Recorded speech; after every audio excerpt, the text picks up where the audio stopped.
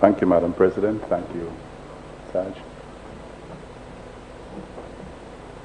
Good morning, colleagues. Madam President, I beg leave to express condolences to our colleague, Senator Francis, in the passing of his dad, strong Labour Party stalwart. I also, since it's our first sitting for the calendar year, I think, and we are in the independence celebration mode, sadly. We have COVID, but independence will go on. I want to wish all our St. Lucian folk a happy independence, despite the circumstances, for the second anniversary, and we must find time to reflect on that. Madam President, this morning we are here to debate the extension of the state of emergency that had been passed by the Governor General for an additional 90 days, ending on the 31st of May. And I think there has been quite a lot of discussion on the reasons why the state of emergency is required and is necessary. And one of the major arguments is that it will facilitate the imposition of a curfew without us having to return to the House to amend. And it also means that any curfew beyond 7 days requires a state of emergency. I have also heard quite a few other arguments that have been presented by both sides of the House, and this morning I want to add my voice to the contributions. Madam President, the extension proposed, or the amendment proposed, is in no way strange, but causes quite a lot of concern, and I think that is probably the reason why there has been so much discussion, not only in this honorable House by our parliamentarians, but as well as the general public, St. Lucians at large. And I think we must sometimes remember that when we pass legislation and we debate, we're not only talking to ourselves in this House or to our relevant parties, political affiliation, or organizations, but we're talking to the average St. Lucian who is in fact affected in one way or another. And so when we present our arguments, we must keep that in mind. Madam President, before we even talk about whether or not this is the best move, we have to reflect as a government, as a parliament, as to why we are here to do that, why we got to that point where we now have to propose a 30-day state of emergency. As the leader of government business correctly stated, this is not the first time that we've come to this honorable House to propose or impose a state of emergency. And if we reflect on what happened the last time we did so, we have to ask ourselves whether that imposition solved the problem. And so before we even talk about whether it should be 30 days or 1 month or whatever period, we must ask ourselves whether the problem that we want to solve, and I hope that we are all on the same page regarding the problem that we want to solve, because I would like to believe, as has been stated by the leader of government business, that the problem we're trying to solve is to bring some measure of control, some measure of stability regarding the infection rate and the spread of COVID-19 that has taken lives and is on the increase. I would like to believe that this is the reason why this is the problem that we're trying to solve. And if that is the case, Madam President, we have to remember that this is not the first time we've tried a state of emergency, and we're coming to do it again. And sometimes we have to reflect on whether the practice or the proposed solution that may not have worked before should be repeated. And if it is going to be amended, whether the amendment is going to make it more effective. So, Madam President, going back to the issue of how we got here, I think it is fair to say that the government of the day is the government that is led by the United Workers' Party, by the parliamentary rep of Mico South, and that this is the government in charge of the situation. Regardless what other situations occur in the country, the government of the day is in charge of the country, and they are responsible for whatever decisions are made in that regard. And so that government has a responsibility to listen to the recommendations, suggestions that are coming from various stakeholders, one of which is the opposition, civil society, the business sector, and other persons who are affected by what's going on. So if you represent the interests of the people that you govern, your first responsibility is to consult with them, and when they offer you recommendations, you put these recommendations into practice. The government also has at its disposal the medical professionals that I heard the leader of government business refer to earlier, through the office of the chief medical officer, to use the science and those recommendations to make decisions. And so I'm wondering now, Madam President, COVID has been here since March of 2020. It's almost a year. And I know that there are a number of red flags that were raised, concerns that were raised. And I'm asking whether the government has really reflected on the extent to which it has taken those recommendations and red flags into consideration. Madam President, we have to reflect on why we are here today. Why are we here in February 2021 trying to find a way to put this thing under control when there were so many other things that could have been done? Madam President, did we listen before we relaxed the protocols as we approached the festive season last year? Did we listen? Did we listen, Madam President, when the borders remained open despite all the discussion that went? Did we listen, Madam President, when we reopened school in January in the middle of a spike that we anticipated and the lurking of the new variant from the UK that we eventually found out that we had? Were we listening? So, Madam President, not only did we open school, but we had to close within 2 weeks. So, we first have to reflect on why we got to the point that we are today. And so where are we today, Madam President? We are 2,137 cases with 22 deaths. Madam President, I take this opportunity to extend my condolences to the families of the individuals who have perished in what we describe as COVID-related deaths.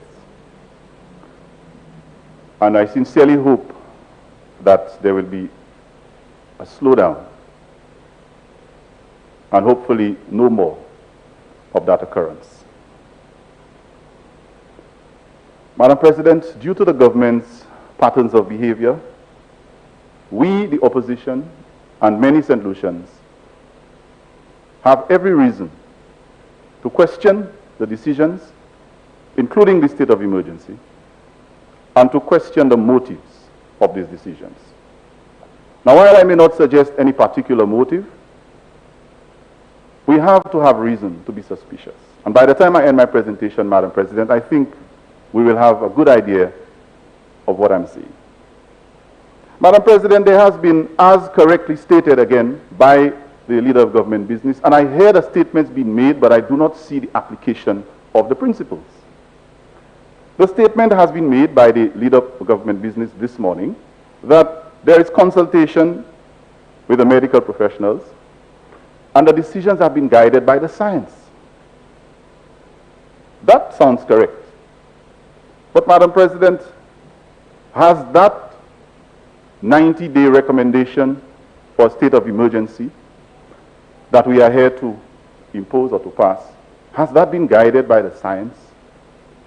And has that been guided by the medical professionals, Madam President? Is that where, are these the people, is that the rationale for a 90-day imposition of a state of emergency? And if so, I think it is the government's duty to explain that. The government has a duty to explain. If there is a direct correlation between what the science is telling us, what the medical professionals are saying, to arrive at that decision, I think the government has a responsibility to explain it to the electorate and leave less room for people to become suspicious. Madam President, did the medical professionals recommend that the government should engage in a blame game, back door, front door, and who is better at what? Was that advice coming from the medical professionals, Madam President, and the science? Madam President, was it the medical professionals who were the ones who advised the government to paint the outside of our respiratory facility nicely while it remains woefully inadequate with regard to the service that it provides? They have admitted that there is almost, it doesn't have the capacity to deal with the cases.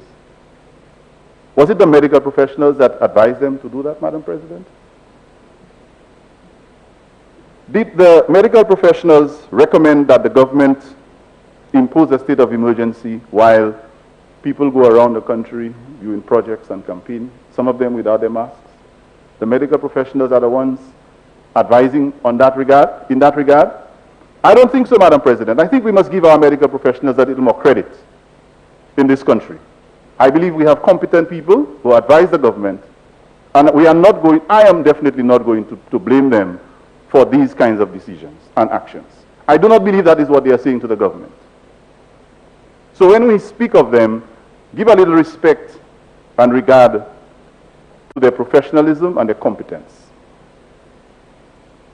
Now, I have spoken in this House many times before, Madam President, and on many different issues, I have always recommended, not just come here to criticize everything the government says, but I have often times or on many occasions recommended that we pay attention to best practice.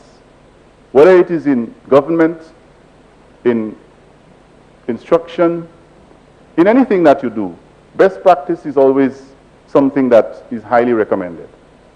And I think we have several examples in the region, around the world, that our government can tap into and consider.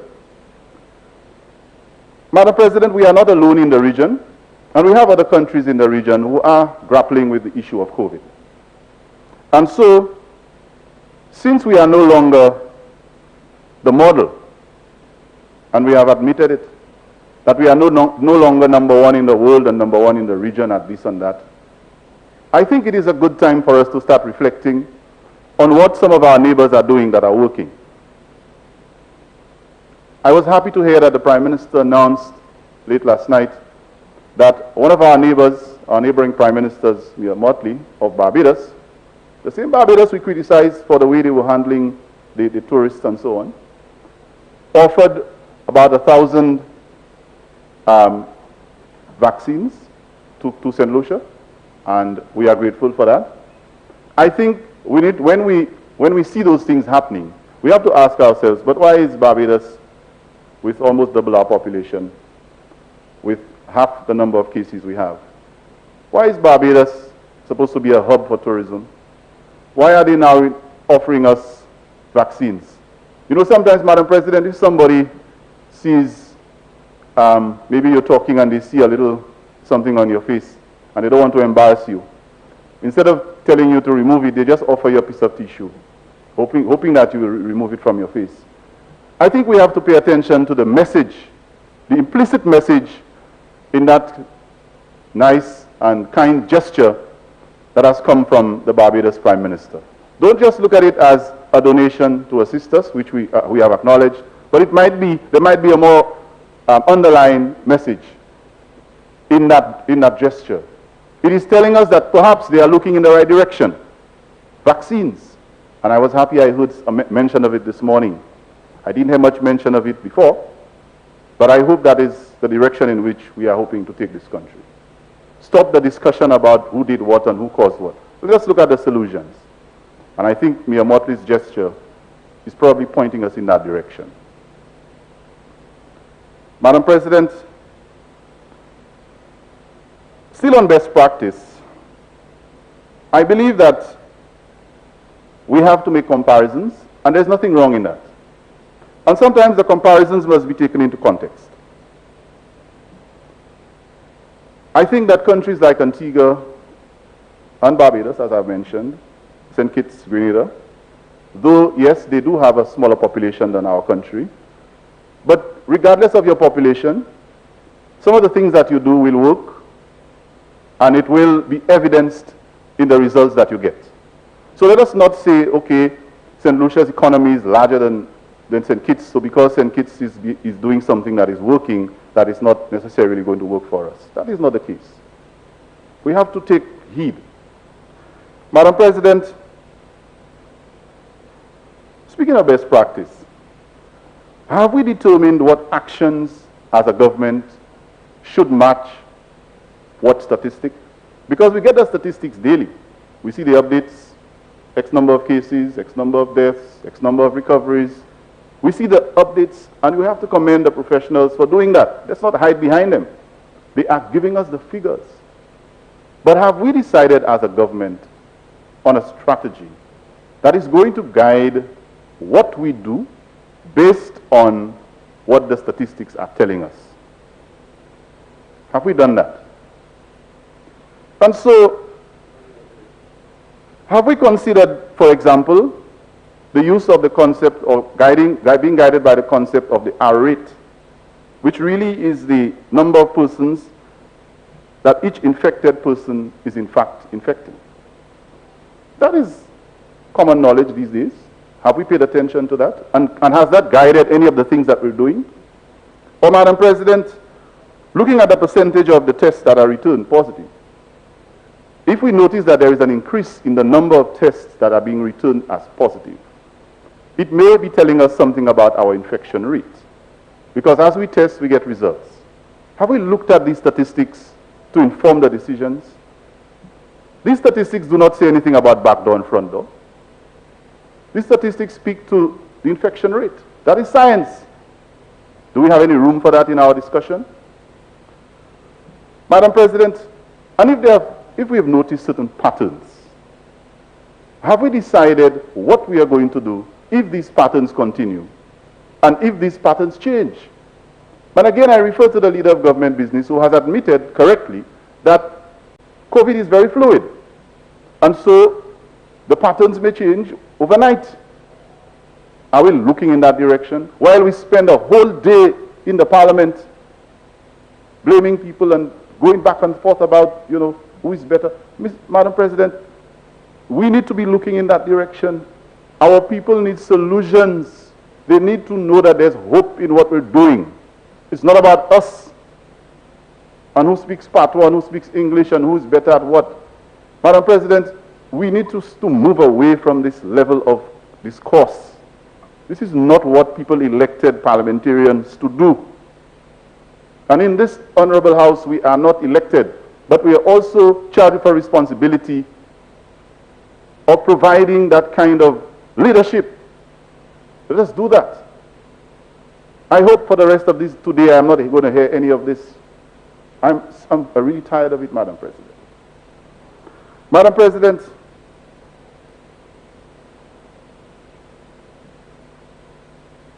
we spoke about, or there was a discussion on the curfew, and that the state of emergency will allow the government to be able to impose a curfew beyond 7 days. Correct? But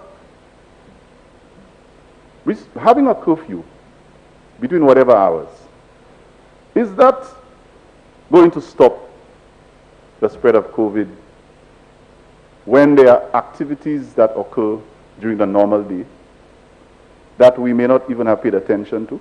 And I'll give you a couple of examples. Madam President, in broad daylight, we have flights coming in all day from the epicenter of COVID, including where the variant is. Madam President, all day, We still have a lot of activity that is not monitored. Shouldn't we divert more of our efforts towards that? Well, okay, I'm not going to say that a curfew cannot help. I'm not going to say that. But, I mean, what else are we doing? Now, I heard the Minister, Honorable Senator Francis, who is the Minister for National Security, during his statement earlier made reference to the situation at Bordelais. And I think I would be correct to say that we may have had at least one reported case at Bordelais. Madam President, I'll use that example. How does a 7 to 5 curfew address that? The prisoners in Bordelais are on curfew all day, all night. What exactly, do we have anything in place? And we must be careful with those things because these things are more difficult to handle than the regular situation. What happens if there is an outbreak in the prisons? What are the preventative mechanisms that we put in place to prevent that? I'm hoping it never happens, and I hope there's never another case at Bordelais. But what have we done to ensure that that does not repeat itself? And we're sitting here talking about all kinds of things that, I mean, we know the prisoners are people too. Madam President, the leader of government business a few minutes ago made reference to Taiwan having over 24 million people, correctly, and less than 1,000 cases and only 9 deaths. And among the things she mentioned was that the people of Taiwan believe in their leaders. I'd say bravo to that. And perhaps that is one of the reasons they've been so successful in containing and managing COVID. So am I to believe, Madam President, since we have double the number of cases, more than double the number of deaths in St. Lucia, that the people of St. Lucia do not believe in the government? If there is a correlation between the belief of the people in their leaders and their effectiveness in managing, the people are cooperating, they believe what the government tells them, they do what they do, is it that the opposite is happening here? And if so, why? Why is it that it's not apparent that the people of St. Lucia believe in their government and they comply and they trust what the government says and it works? We have to reflect on that. So while we give praise to Taiwan, good model and a good friend of ours, they have assisted us many times, even in the COVID situation, if their people believe in what their government is doing and it's working and we can talk about their success, let's start reflecting on ours. Our relationship with our people who are getting infected daily, hundreds, who are dying. To increase the rate of death, that's the first time we have had 3 in a day, yesterday. We have to examine our relationship with the people and ask ourselves, why do we think that they are so stubborn and we call them all kinds of names, they're not cooperating? You think people don't like themselves? You think St. Lucians just, you know, they are so bad that they cannot listen? I was a teacher at school, at a school. We have troublesome children, but 99% of people want what's good for them, except if they have some kind of you know, medical issue or someone. People want what's good for them, unless there is something psychologically or mentally wrong with them. Normal people, you know, they want what's good for them. But it depends on how you treat them. Depending on the treatment you give them, they may resist the things that are good for them because their perception is that what you're doing for them is not in their interest. So when you want people to buy in and get all in on this, you must demonstrate the leadership that inspires them to want to follow the things you propose. So, Madam President, I think there are some, and I never come here in the Honorable House to criticize without offering suggestions and recommendations. I always do it. I remember maybe 1 or 2 have been taken up, and I always commend the Minister for National Security when he did the crime symposium. It didn't come from me, but it came from this side of the House. And I was very pleased to attend. Madam President, I always try to offer suggestions. But most of the time, people look away and they figure they know better. But I will still do so this morning. So, let us examine a possible suggestion that we can consider. We have noticed that there is an issue with the rate at which we get our test results. And we know that the time between swabbing and getting the results sometimes can create a problem. And I think we've had at least one case where between the time the individual was tested and the results were received, the individual had died. I can almost say certainly that it was my good friend who was the first case. By the time the results returned, the individual had died.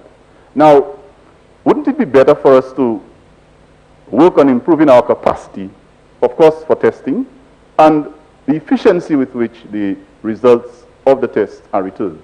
Because that can slow down significantly the spread and possible contact that people who may not even know their results, can have. So these are things that do not cost a lot of money and do not require rocket science. These are things that we need to pay attention to. And we have the medical people to do it. Madam President, I listened again and I heard the leader of government business in trying to explain the need for the state of emergency, asking whether the people who are at home doing nothing, whether they would be willing to forgo their pay. That is a very dangerous statement, and I will defend one sector at least, one sector of this country's economy or one sector of this country's public service that this statement offends, because I work there. Talking about people home doing nothing and getting paid, who are you talking about? The teachers are home. They are home. I have a teacher who lives with me. My wife is a teacher. I have neighbors who are teachers. They are home. Are they home doing nothing? Madam President, they are home sending work online every single day. Having Zoom meetings, Google Classroom, correcting assignments, and these people are working as hard as ever. They are not home doing nothing. Before we talk about those things, we have better things to deal with. The teachers are not home getting paid for doing nothing, Madam President. They are committed. I will leave it to the other professionals in other areas to defend theirs. But as an educator, I take serious offense. And I really think that this statement should never have been repeated in this house or mentioned in this house. The people at home, most of them are working from home. That is what is happening. They are working from home. They are not home doing nothing. We have to stop disrespecting our public servants. Madam President, the government takes credit in this honorable house for every bit of success that we have in this country. Well, they should. If you're in charge and things are nice, I can't blame you for taking credit for it. You are in government, Madam President. But you must take the good with the bad. When things are going wrong and you flop or you fail, take responsibility for it too. So when things were nice, we were number one. We beat our chest and we enjoyed and even today, the leader of government business did remind us that there's a feel-good, a feel-good attitude when you are doing well, or when you think you are doing well.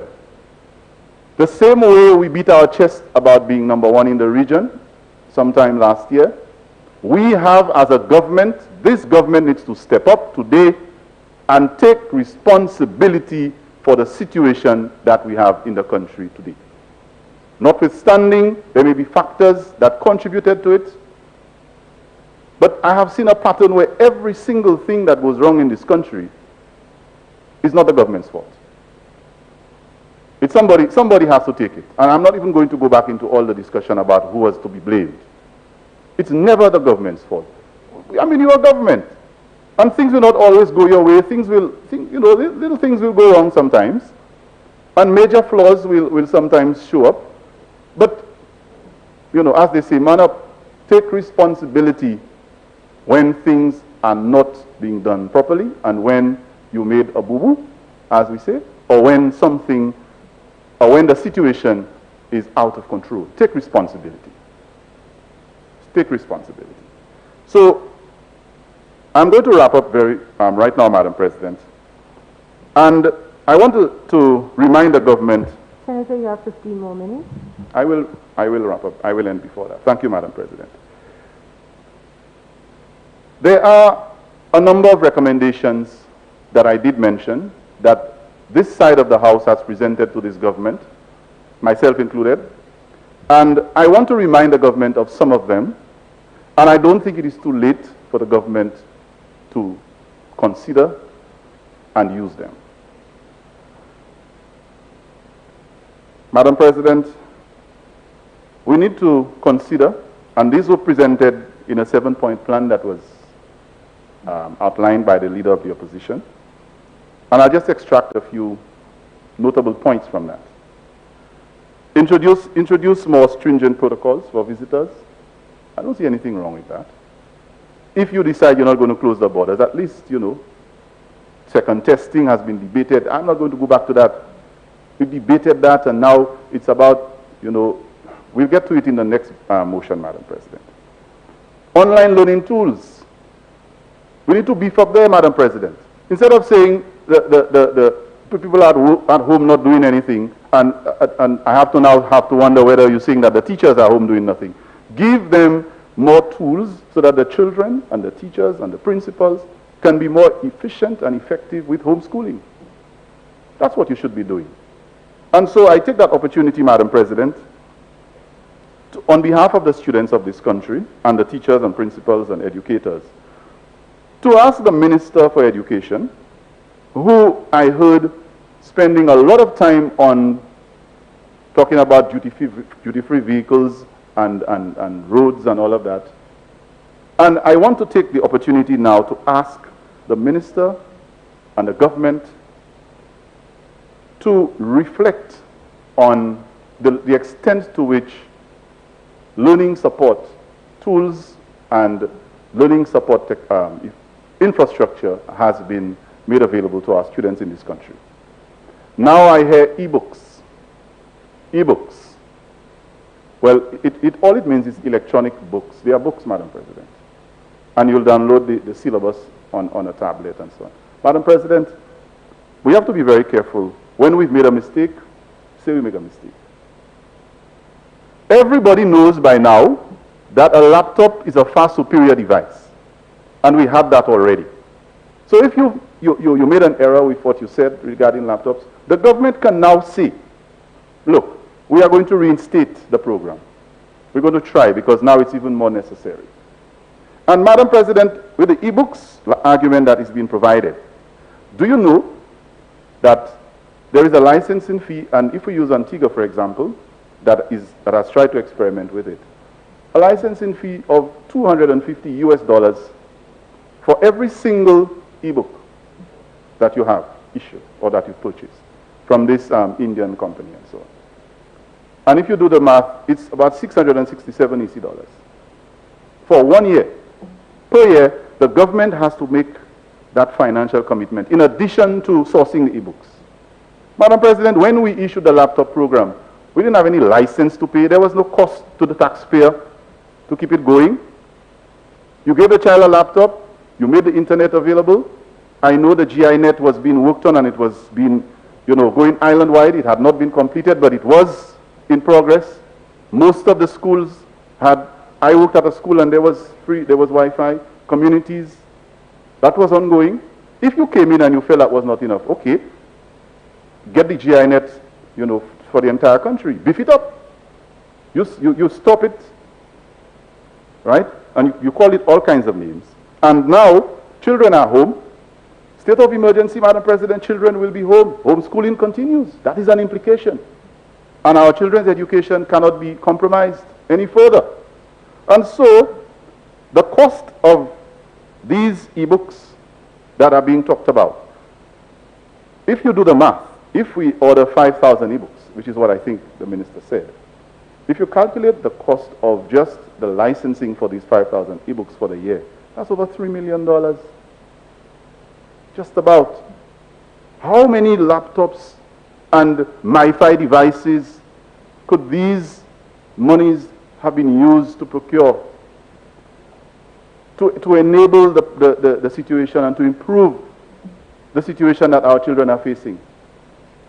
So I cannot understand how you can dismiss, you can tell somebody you shouldn't eat sandwiches, you know, cheese sandwiches and burgers. They're not good for you. That's not good enough. I have to stop eating that. And then you come and you offer them dry bread. You offer them dry bread when they had, you know, burgers. And you don't want to call it dry bread. You look for other names for it. You may want to call it flavored flour. But it's still the same thing. Move it along, please, Senator. I will, Madam President. Thank you. So, another recommendation, because my deliberation on that point, Madam President, was to really state the importance of giving educational support, online educational support, while we are going into the state of emergency. The other issue, Madam President, is providing direct social stimulus and income support. We have called it all kinds of names. I hear mendicant, I hear all kinds of names. There is no running away from the fact that some of the people who are affected just need income support. You can do the training and other things, help them get employment, but there's no running away from the fact that they need it. And I heard that the question was asked, where are we going to get the money? Where are we going to get the money? Just last year we were in this honorable house approving an IMF almost $30 million loan, $78 million. We came to this honorable house to approve that. Zero interest. Where are we going to get the money? That's one of the places we're going to get the money. What about the CIP funds that we've been receiving over the last few years? Where are we going to get the money? And which one is a priority now? The monies that we're using with all those campaign projects that we're going to visit the sites? What's the priority? Where are we going to get the money? That's where we're going to get the money. Madam President, I also propose, from the opposition, we have proposed that you increase testing capacity, and I have spoken about that, so I will not elaborate. Increase your testing capacity. That's how you know what is going on, and so you can know what to do. And finally, I want to reiterate that you speed up the rate at which your results are processed and received. I think these will help us. These will be more productive and more effective. Madam President, I think we must stop treating the symptoms of the problem. The state of emergency is a reaction. We just react. We need to stop treating the symptoms of the problem and get to the root or the cause of the problem. That's what we need to start doing. Let us address the cause of the COVID spike and the COVID increase and why so many people are getting the virus now, why we have an increase in the death rate. That is where we need to stop just putting the plaster on the bobo. So, Madam President, with all of those things being said, I think we now, as a people, have to be very suspicious of the motive behind the imposition of the 90-day state of emergency. We have to be suspicious. And as I said, I will not speculate on the reasons, but I think it has become very obvious what the reasons are, and the kind of social, emotional, and psychological impact that a 90-day state of emergency will have on the people will be left to be determined. I will not try to go ahead of time, but time is a way of revealing those things. So, Madam President, I think, having said so, I want to end by reminding all our St. Lucians that no matter what the government does and no matter what the opposition says, some things remain. And so we must also encourage them to take responsibility for their lives as well. So I encourage St. Lucians to adhere to the protocols. I encourage St. Lucians to wash their hands, sanitize, wear your mask, social distance, avoid undue risks. You know, if you don't have to go certain places, don't go. We believe that it works. So if the government decides to listen finally and start doing some things that work, we as St. Lucians can play our part. And I think, you know, generally speaking, St. Lucians do that. So I want to encourage them to do that. And in the process, let us keep each other safe. I thank you, Madam President.